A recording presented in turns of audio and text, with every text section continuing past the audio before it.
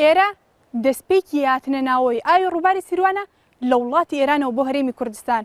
ئێرە گوندی لمەی سەر بە سنووری پارێزگای هەڵەبجەیە هەروەکە بینرێت ئاوی ڕووباری سیروان ڕۆژ لە ڕۆژ بە یەکەمتر ئەکات بەهۆی گرتنەوەی ئەو بەنداوانەی کە لەسەر سەرچاوە ئاویەکانی ڕووباری سیروان لە وڵاتی ئێران دروستکراون.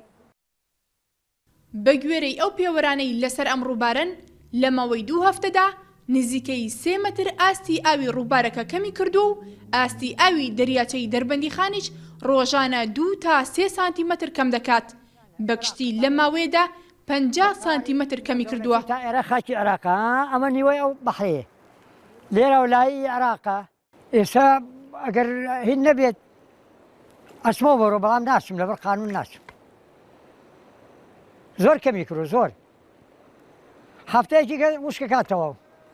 ئەم تۆزەیش ماوە ئاوی تەوێڵە و هاوار و گریانە و شێخان و ناوەیە. نە ئاوی ئەو دوو قەتع بووە. قاپیەکانی داخستووە. ئەمە زۆرترین زەرەردا لە خەڵکی ئێرە هەر لە ئیستەوە ئێمە ئەبێ فکری لێ بکەینەوە. بزانی ژیانی خۆمان ماڵ و مناڵمان حیوانمان دار و درەختمان بەچی تەواو بکەین. لە ڕۆژهەڵاتی کوردستان حکومەتی ئێران بەنداوی داریانی لەسەر 8 لە سەرچاوە ئاویەکانی ڕووباری سیروان دروست کردووە. لە ئێستاشدا حکومەتی ئێران سەرقاڵی دروستکردنی تونێلێکیشە بۆ گۆڕینی ئاڕاستەی و ئاوەی کە لە پاشماوەی ئەو بەنداوانەی خۆیان دەمێنێتەوە کە لەسەر ڕووباری سیروان دروستی کردوون. بۆ چونکە کەرتی ئاو ئەتوانم بڵێم لە 170 زیاد زەرەری لێکە ئاوی خواردنەوە 70 بەرەو سەر. کەرتی گەشت و گوزار هەر پلانێکی هەبێت ئەتوان بڵێم فەشەلی پێێنێ.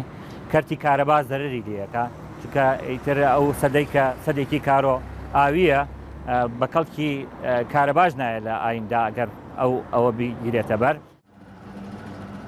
ڕووباری سیروان بە یەکێک لە سەرچاوە گرنگەکانی ئاو لە هەرێمی کوردستاندا دەنرێت و سەرچاوەی ئاوی خواردنەوەی زیاتر لە 500,000 کەسە لە سنووری پارێزگاکانی هەڵەبجە و سلێمانی و ئیدارەی گەرمیان و پارێزگای دیالەدا.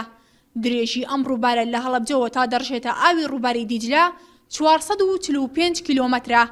نزار کەریم NRT هەڵەبجە.